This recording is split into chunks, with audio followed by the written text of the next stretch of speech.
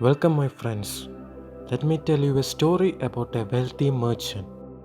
Once upon a time, there was a wealthy merchant who used to store all his money in his house. Every day, he used to come to his house and stare at his money. This made him happy. One day, a thief robbed away all his money.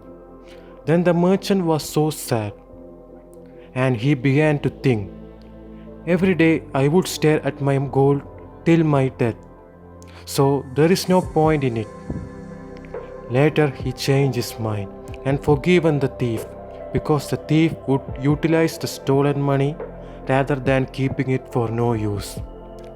The message of the story is we must use everything moderately. Too much saving is bad. Thank you for your valuable time and forgive me for my mistakes.